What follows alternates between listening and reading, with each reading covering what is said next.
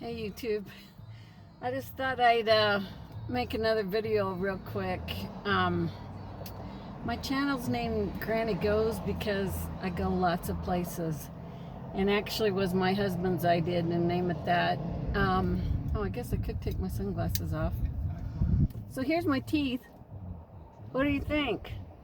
For 63, almost 64 years old, because I mentioned my teeth in my very first video, and I thought maybe kratom was doing something to that, and I've had all kinds of comments about it. You know, my dentist said that one time, and oh, I guess I could turn my radio off, that might help. And he's never mentioned it since. And my teeth have actually been good for a long time. I had a while there where I had to get a couple of crowns, but those teeth had fillings, and I guess when you get a filling in a tooth, it makes the corners weak, and then the corners will break off after so much time, and you have to get a crown. And I think that's probably more age than anything. But I did want to say thanks to all my new subscribers. It's awesome. I'm under no illusion that I will ever be monetized. It was really never my goal, because I think those people, the professional content creators, work really hard at that. And I'm retired. I'm a retired social worker, and I did that job for 26 years. And now I like peddling with my kratom and meeting new people. And I've made some friends and got some customers, gained some customers. So we'll decline that call. Anyway, it's been good. But if I ever do make some money off YouTube, you know what I'll do with it? I'll do kratom giveaways. That would be fun. I'd be happy to do that. So if you want to help me get there, someone told me it's 1,000 hours, viewing hours, and 1,000 subscribers. I don't know, and I haven't researched it. But I can't believe my first video that I made, I don't know if it was 2 or 3 years ago. It was a long time ago. That has over 14,000 views. But I don't know if old videos count towards your viewing hours. I have no clue. But something I am going to do, and that's I'm going to do in this video, is answer questions, because I have been spending hours answering the questions, and they're basically all the same. And now I get why the regular YouTubers don't comment on the comments, because it just takes too much time, and it's basically all the same questions. So they can make another video and everybody can get their questions answered. Kind of killed two birds with one stone, I guess. But okay, I'm going to answer some questions, and if I don't hit the question you have, put it down below in the comments, and I'll either make another video or I'll just answer you. Okay, where do I get my kratom? That's probably the #1 question. I import it directly from the farmer who grows it in Indonesia. And no, I'm not going to tell you his name. The only reason you'd want his name is if you were going to start importing and selling it, and then you'd be my competition. But it took me years to find a reliable source that was consistent.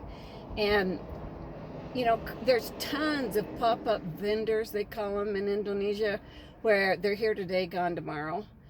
I've lost at least 3 shipments that I paid for and never got. Often they would be confiscated when they got to the US, but I had a couple of vendors that just took my money, and there's nothing you can do about it. So it's risky. So, you know, if you want to import kratom, get on. There's a ton of Facebook pages of vendors or suppliers, and I wouldn't know which ones are good or bad.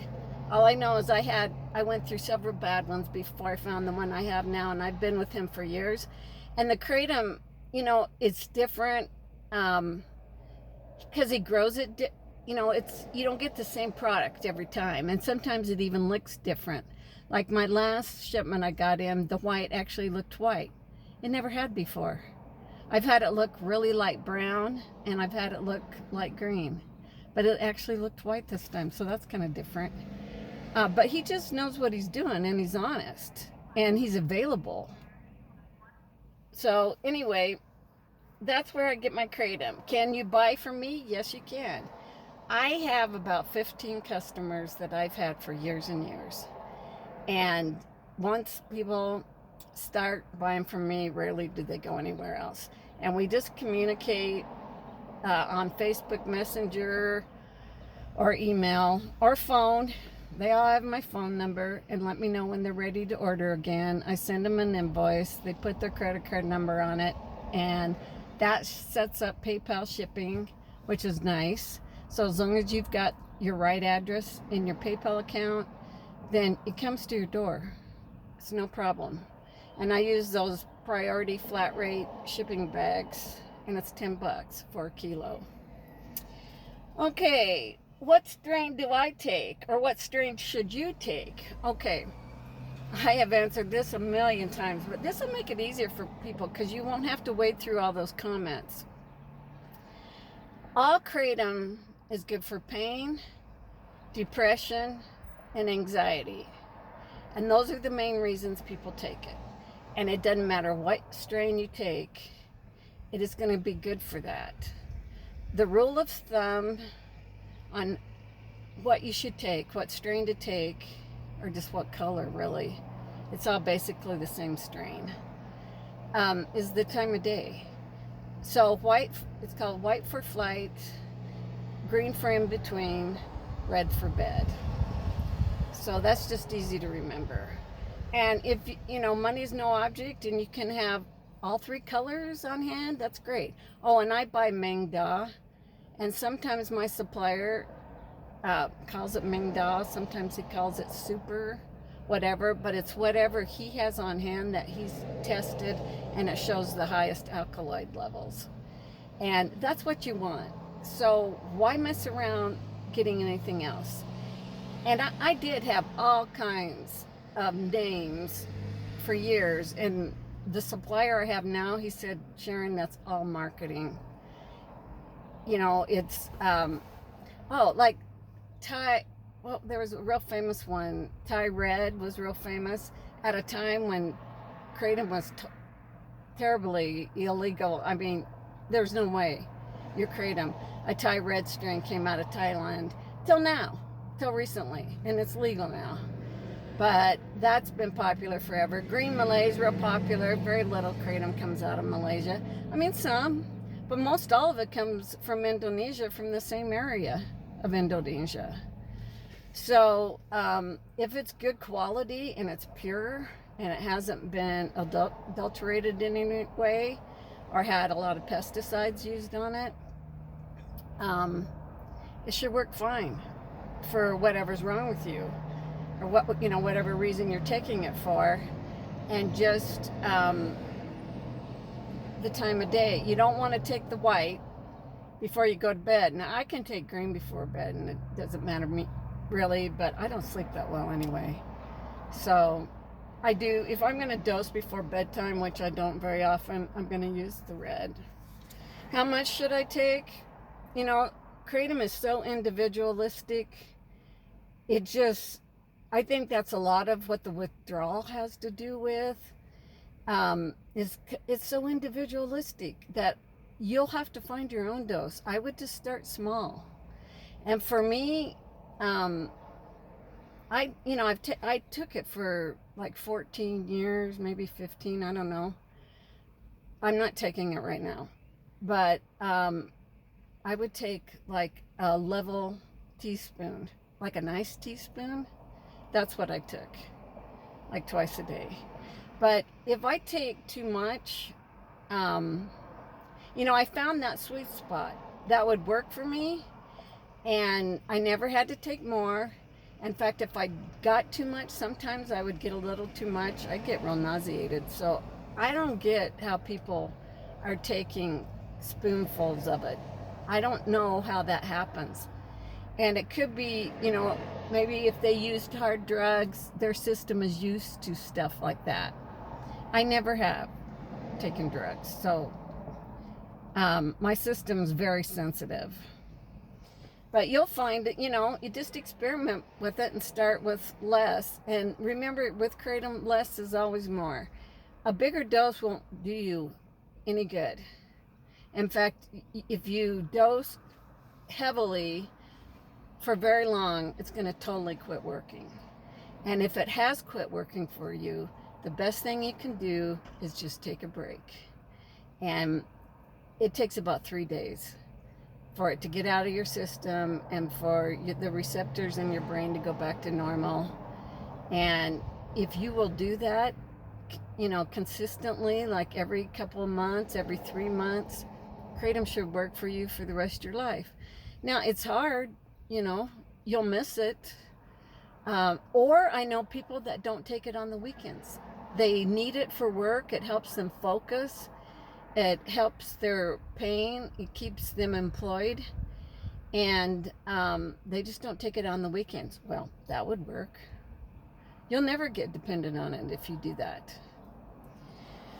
Okay, I also think kratom is really psychological.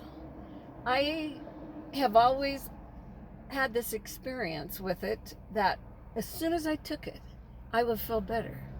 And I'd say, there's no way that's had time to get into my system. No way. And, but I was already feeling better. So I think kratom is really psychologically can be lifting, or it can also go the other way. And I think a lot of the demonizing kratom is, it's been demonized in the media and by big pharma and by a lot of doctors. And that gets in your mind. So when you go to take a break, you just think, oh, I can't do it. And I'm not saying it's not hard, and that some people haven't struggled with it for a long time. But I do know a lot of people that haven't struggled at all taking breaks. I had very mild withdrawal for 2 days. It was mostly restless leg syndrome. Now, did I miss it? I did. But it was time to take a break. And I'm going to go for like a month because I've taken it for so long. And I think I'm looking forward to taking it again. And I think after a really long break, it'll be just like when I first started taking it, when it was, and maybe that euphoric is that what people say when you get high? People say you can get high on it, and I always say, no, I haven't. But I do remember that rush you would get when you first started taking it. That's awesome. But that didn't really last that long, so I didn't keep taking it for that. It just, in general, made me feel better. And I have a lot of arthritis. And I was in a bad car accident 2 years ago and was hospitalized for 5 days. And I don't know how many x-rays and CT scans they took of me. And all I basically did was break my right arm. But I should have been dead. My car was totaled. I was rear-ended by a UPS truck that was going at least 70, they say, maybe faster. And I was stopped. I was stopped turning into my driveway. So, anyway, well, I was turning into the road that leads to my driveway, the country road. And he never saw me. He just plowed into me. But anyway, all the x-rays and CT scans would say that my neck was full of arthritis. They all said the same thing. They'd look at my scans and say, boy, your neck must really hurt. And I'm like, no, never. And they go, really? You can't believe that. It's just full of arthritis. And they'd show me. So now I know what arthritis looks like in scans. And I said, no, it pops and creaks like an old person, but it didn't hurt. I think it's my kratom. So yeah, I have more aches and pains since I'm not taking it. But my plan is, after I've done my long break, is not use it every day. Like, save it for stressful times, or set a goal like twice a week or something. That's what I'm gonna do. So I'm excited, actually. I have missed it. And that's my plan. Okay, we haven't really talked about potentiators, and I don't know how to say it. Potentiators. I didn't want to embarrass myself by talking about it. I don't have much experience with that. My daughter told me to drink grapefruit juice after I dosed, and that made me really sick to my stomach. So I never tried it again. But you know, the best thing that I ever found for making kratom work better was exercise. And I watched a video yesterday of a young kid who does martial arts, and he takes kratom, and that's what he said the best potentiator was exercise. And I'm going, exactly, because I walk. I live out in the country, and I have this road I love to walk on by the river, and I would dose in the morning and then go for my walk, and I was just like, wow. So if you're taking kratom and just sitting around your house, you're missing out. Go take a walk. If you're able to run, run. But get that stuff moving through your body, and you're going to feel better. All right, that's all I have, and thanks for listening, and I hope the traffic, I didn't think about the traffic, hope it wasn't too noisy. It's starting to get really hot. I live in Wyoming, and you never know from one day to the next what it's going to be like.